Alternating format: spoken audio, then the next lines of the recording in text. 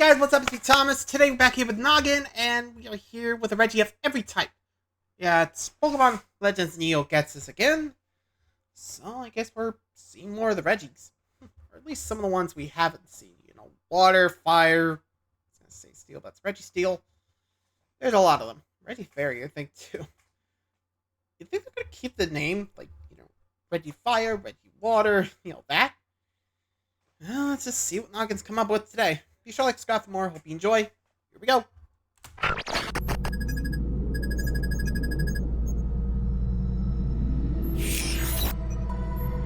Warning, infinity energy surge erupting into the upper stratosphere from central Kalos. I see. So the madman finally did it. Fired off the new ultimate weapon. It will be all right, Precious. I was worried I would not be able to stop him in time, so we had a backup plan. The legendary Titans will at least defend the Greater Kanto area. We'll need that safe at least.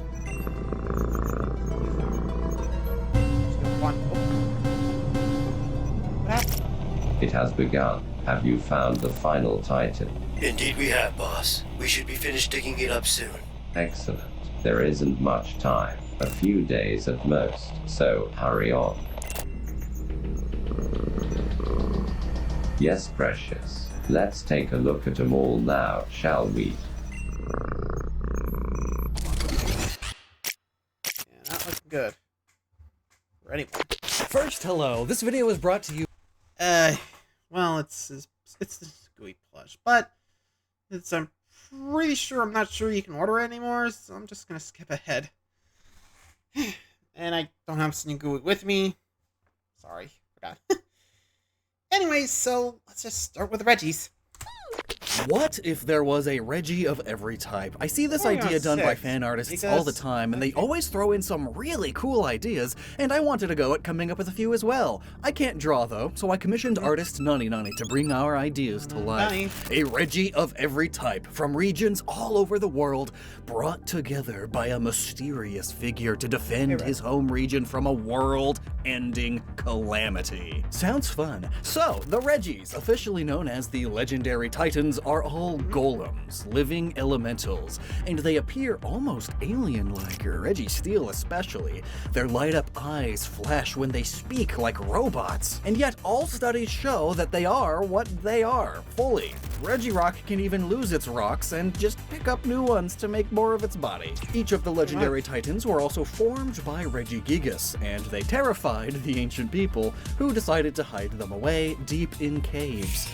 And originally, I never knew why Regigigas stopped at just the original 3, but thanks to Sword and Shield DLC, we know it did continue with Regieleki and Regidrago. And why stop there? Let's say that while Regigigas was at full power and helping pull continents together, it occasionally would form a new Regi in order to help it out. One of every type, in fact. And the first one it made was created to help it save the precious sea life along the coasts while it moved the continents around them. This is Regi Reef, a sentient water golem that carries around chunks of coral that it finds aesthetically pleasing, while also giving it some physical rigidity when it's up on land. It can shoot highly pressurized beams of water from its hands, similarly to Blastoise cannons, and it does this so carefully that it breaks off hunks of reef for easier transport while doing minimal damage. It has the Rain Dish ability, which allows it to heal when it's raining, and it learns a new move, Aqua Punch, a typical punching attack, but it's water type and has a low chance of causing it to rain. I wanted to make sure it has this chunk of reef in the middle as a nod to the Cyclops, as it was Poseidon himself, the Greek god of the sea, who created the Cyclops. Plus, that's also where the myth of Atlantis comes from, so heck, maybe Regi Reef once sunk an ancient city on accident.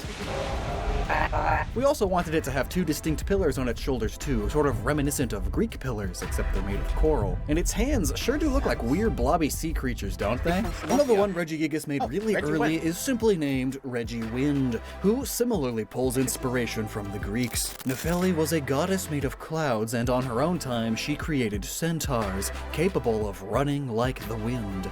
And there's also, of course, the Pegasus, flying horses with wings, hence these cloudy looking wings. Regi Wind wind flies across the sky at incredible speeds, scouting the area from above to relay information back to Zeus. I mean Regigigas, and its face resembles both the feathering, love that name, on the back of horse hooves, as well as the Greek winged sandals representing speed, and Hermes, the god of messages. Its head both resembles the man-made Trojan horse, as well as these way cool-looking helmets from the time. Look at that, it's neat. We wanted to make sure the Regis we introduced had a variety of body types, so at least one of them needed to be a quadruped, and one with many horse inspirations makes sense to be the one. It has the clear body ability and learns plenty of moves that benefit from its high speed and special attack stats.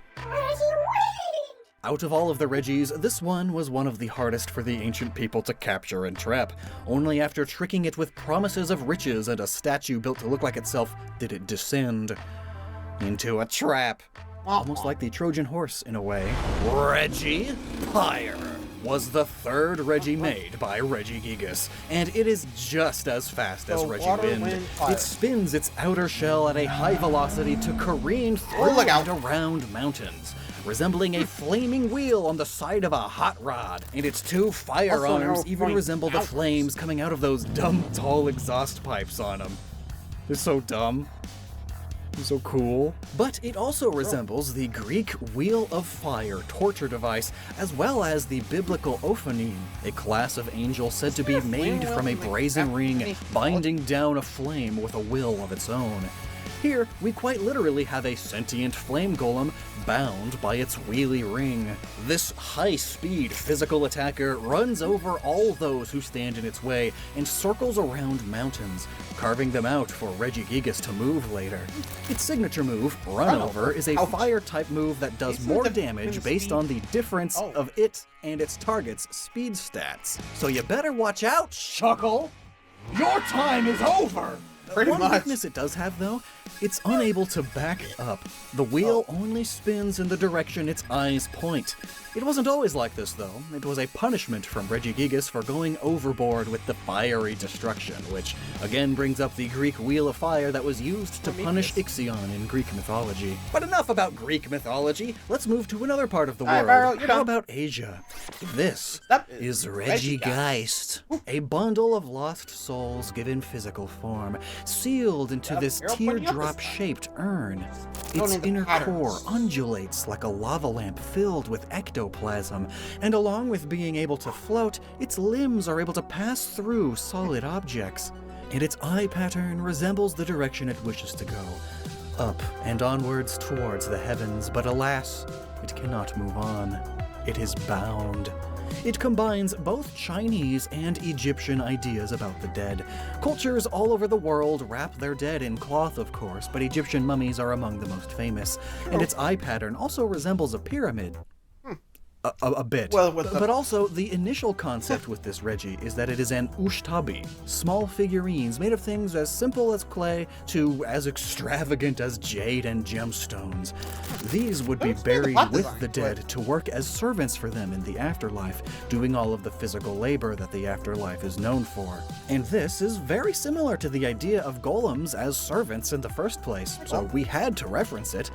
These ushtabi would often come in these cases, the lids of which we directly referenced by shaping Regigeist's hat in a similar way. But that hat also quite resembles your typical depiction of a hopping Chinese zombie, also known as the Jiangshi. They are zombie vampires and are traditionally dressed this way, in these same colors too. They move around by hopping with their arms outstretched, as does Regigeist, twisting its lower wrappings like a spring. And like the flapping, flowing wrapping, Jiangshi are also depicted with these thin pieces of paper placed on their heads. It's a spell tag. It's supposed to stop them. It often doesn't work, but that's actually an item in Pokémon already, the spell tag, and Regigeist's ability, Spell Tagged, boosts the power of ghost-type moves. And it also learns plenty of absorbing moves, bringing in the Chinese vampire zombie aspect in further. So, old-timey China did a lot for the world. Like the silk trade, they, along with India and Persia, were big into silk and other fabrics. Textile trading was abundant across the properly named Silk Road. And isn't cloth like a man-made thing that would be super cool to make a golem out of? I think so. So this is Regi, Oh, our fighting type legendary titan. The fibers of its fabric working like muscle fibers, charged with chi energy. It's able to... I'll be honest, I thought he was going for the bug type since, well, to get that silk, they had those silkworms. Honestly, I thought I don't know. I thought that's what was going on, but I guess that's coming later. But, fighting cloth. Okay. to fire off energy blasts and aura spheres of pure fighting spirit with ease. It fights with a few different styles, like the softer wushu styles, like Tai Chi, with its wide sleeves and smooth flowing motions, done mainly to counterattack and knock down. And this whole thing could also be a reference to the Iton Moment, a yokai made of living cloth that strangles and grapples after knocking you down. And there's also several fantasy cloth fu magic scarf styles of fighting. Speaking of, it has a magic scarf of its own. Chinese gods and goddesses are often depicted with raiments, just like this. But of course, we can't ignore one of its more defined features, the turban. With its connections to Persia and India, it had to have one of their most defined pieces of cloth, especially due to the media trope of the Silk Road traveling merchant with a huge turban. Plus here, it also resembles large muscular pecs. It learns a wide variety of wrap and punch moves, as well as several fighting-type moves like Aura Sphere, and its ability, Binder, makes moves like Wrap and Bind more powerful, as if it were holding the Binding Band item. But there was an issue that Regigigas noticed after Regi was made. Trees were getting knocked down left and right as it trained its moves on them, and so it needed to make a training partner for Regi. Which brings us to Regi Wood. Our grass-type Regi is a martial arts wooden training dummy, crafted out of hardwoods and able to easily replace its wooden parts if they break by just pulling a tree out of the ground. Thankfully, it can make trees grow really fast too, so it's not like it's deforesting things. But yeah, it's a wooden training dummy, and many of these dummies do just stand there for you to practice your motions, but some of them counterattack by spinning parts of themselves, which is what Regi Wood is all about. Its body is segmented, and its arms are on extra rotating joints too, so it can spin and counter really well. In fact, its signature ability is just called Spin Counter. Or something. Not a huge fan of that name, honestly, but basically, any and all physical attacks that hit it will cause it to deal a quarter of the damage it received back to whomever hit it. It's like a constant free mini counter. And just like Wobbuffet, it learns all of the counter moves. And it's really, really slow. Its face also resembles a green man, a being from old European legend that is common to depict carved in wood or stone.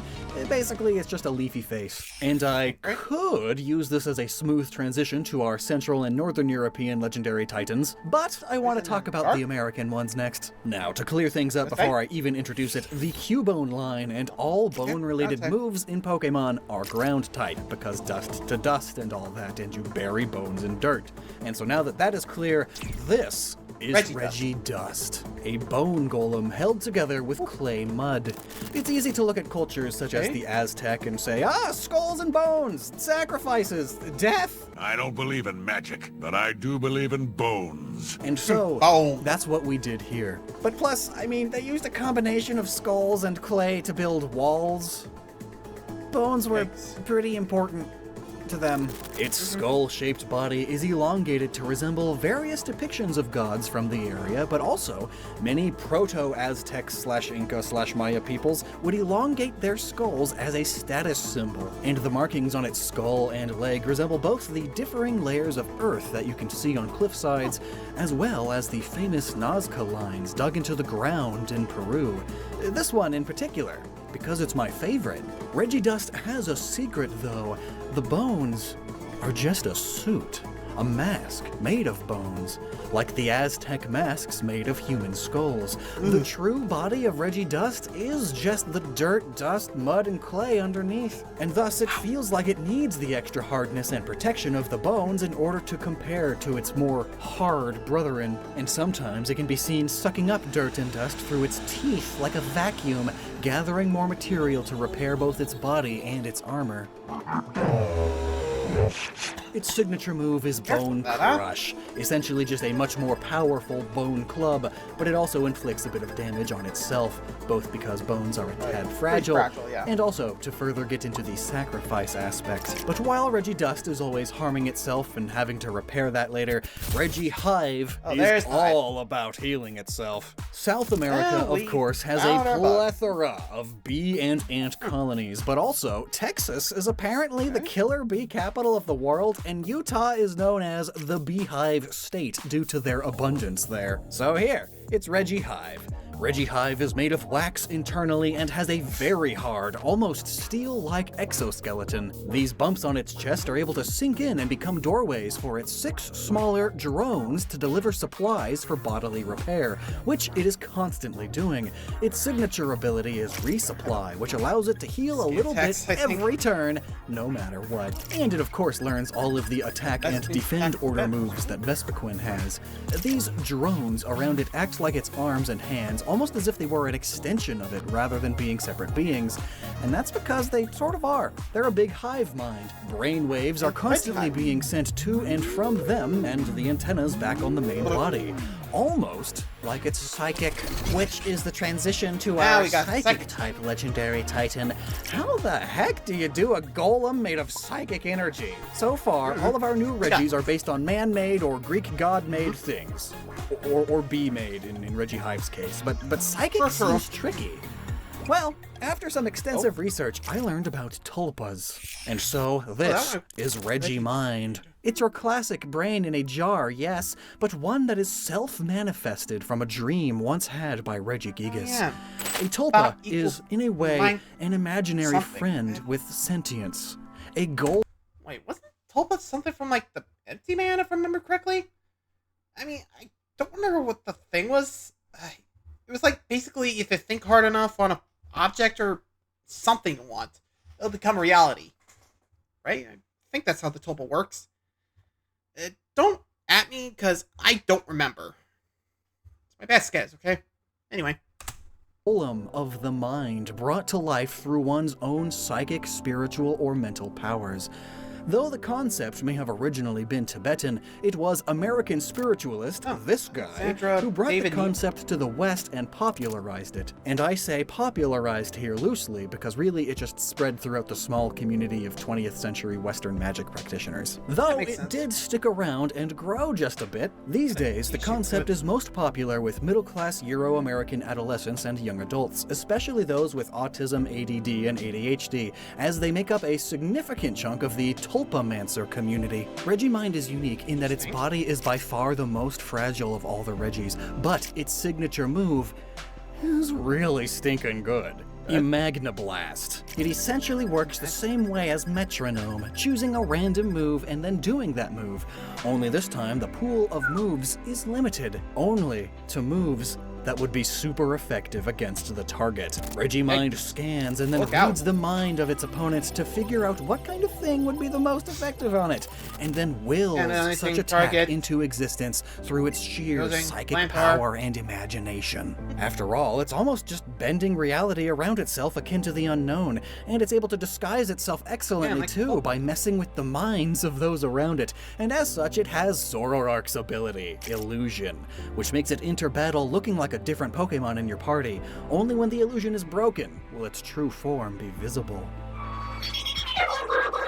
But as I said, this powerful move and ability is balanced out by this Pokemon's fragility. It is imagination personified, or Pokesonified, and it is just a soft, squishy brain in a rigid and fragile glass jar.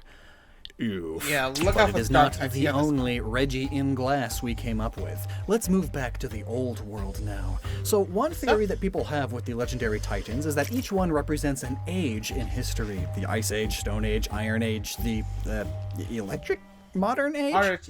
The Dragon Age? But anyway, we didn't worry too much about that when coming up with these designs. But these next two do happen to fit a bit. This is a Pokesonification of the age of sickness that was the Black Death that plagued Europe in the Middle Ages. This is Regiasma. Oh, finally a name I have to explain. Miasma isn't a word everybody knows. Miasma is a vaporous exhalation formerly believed to cause disease. Basically, it's old speak for bad poisonous air that kills you. Miasma theory was used to explain the Black Death after the fact, and the word is originally Greek for pollution. In more modern media, it's used often in fantasy to mean a magical cloud of poison or corruption. Plus, it just sounds toxic. Like you'll choke on it, like you have asthma. But anyway, Regiasma is a poisonous ooze in a sturdy glass flask. Its arms resemble bacteriophages or creeping veins or roots that the poison seeps through, and its main flask body resembles... Yikes, yeah. I think we're almost done, but jeez. Also, the dot pattern here, I'm going to show you through it. Almost looks like an X in a way. Like, yeah, that's an X. Almost like crossbones. Jeez. The whole thing looks like a bacteria virus. Which, well, yeah, not good. And yeah, the whole miasma theory, yeah, just, I'll probably check out the extra history on Jon Snow. Not the Game of Thrones one, by the way. Yeah, long story. You'll learn more later, but I'll check it out. Anyway. Resembles the bodies of various viruses. And the X its eye pattern makes resembles the skull and X bones or crossbones put onto bottles of poison, and the X eyes one gets when the poison's effect takes hold. Or just out like a light. Its ability is Miasmic Shock, which essentially gives all of its poison-type moves the Venoshock ability, which just means they all deal extra damage to its target if that target is already poisoned. And it's got a new move too, Miasma Field, which is essentially like Mist or a screen move. It creates a cloud of poison around your side of the battlefield, and if the opponent enters it, they get badly poisoned. This is a very decent defensive strategy for a Pokémon with poor physical defense. But of course, we can't talk about ages in Europe without talking about the Dark Ages. That one time in history that we tried letting Christianity rule the world for a few centuries. Please don't let that happen again. Vote, protest, we can't go back. There's a reason it's called the Dark Ages. It was a time of great poverty, great death, great despair, and almost no progress in terms of technology or philosophy for centuries. So what better to represent a Dark-type legendary titan? This is Regi Grimm. The eyes resembling its despair, resembling both a big frown or the tears running down from its eyes. It is draped in old, rotting cloth, crudely stitched together to hide its ugly, diseased face like the peasants at the time.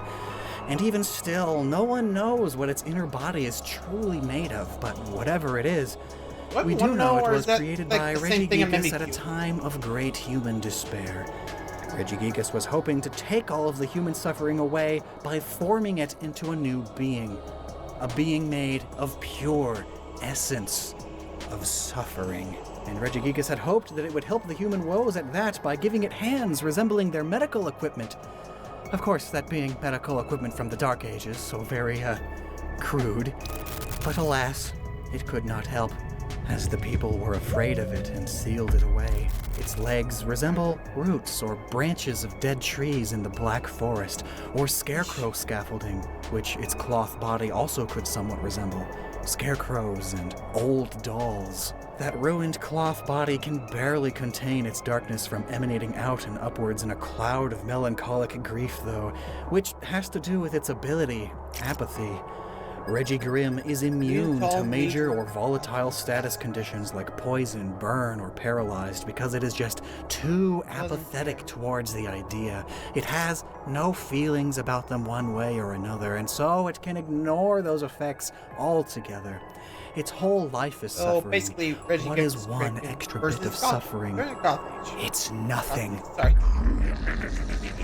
The one and only thing Regi Grimm truly cares about is showing others how it feels through violence. How dark How grim. Can we move on to the Which fairy is type, what please? the dark type is all about. You could easily call it the grim type, and it'd mean the same thing almost. Anyway, onwards to the exact polar opposite, our final new legendary titan. The fairy type one. Perfect for the age of fairy tales, no? And if you thought I could go through a whole video about new Regis without making one joke Regi, you'd be wrong. This is Reginger! Yeah, it's a gingerbread man, or a gingerbread golem, really. The smallest of the Regis, and one of the last titans that Regigigas made. It wasn't even trying to make one, it was just trying to bake cookies, and it forgot that fairy type suddenly existed. Its eye pattern is even almost the opposite of Regigrim. It's a big smile. Also, to keep up with its silly theme, it can't actually move its legs. They are a part of the main body. It can only use them to stand, not walk. It runs by using its big arms as legs. He can handstand. Its ability, Sticky Body, will cause any Pokemon that makes contact with it, from physically attacking or being attacked physically by it, to have its speed reduced one stage. They get covered in sticky, blobby sugar goop. Plus, that goes along with its inspiration. You can't catch me, I'm the gingerbread man. From the fairy tale. Every time you try to catch Reginger, you get slower. And boy, you get mischievous, as any good fairy type should be, throwing goop all over various hamlets and villages until the people got fed up with it and sealed it away. Which also made it the most difficult to dig up, as it thought it would be funny to continue resealing itself away in the cave. No. As the guards tried digging it up. Jesus Christ. We're losing every connection. The damage is faster than I expected. Boss! What? We got the Titans in place around the greater Kanto area, Hurry. but it's not looking good. Even with the champions here, I don't think we can take all these rabid Pokemon at once. Here they come. Fear not, I'm sure once Red arrives, things will work out. He's got a kid to defend after all.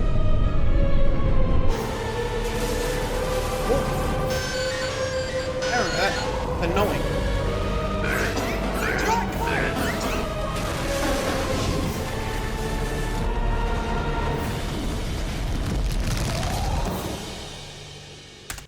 Wow. That is messed up. I mean, you gotta admit that, right? Anyway, there's our latest look in, Ghetsis, or, Kanto. With the Regis. Well, next time. See ya.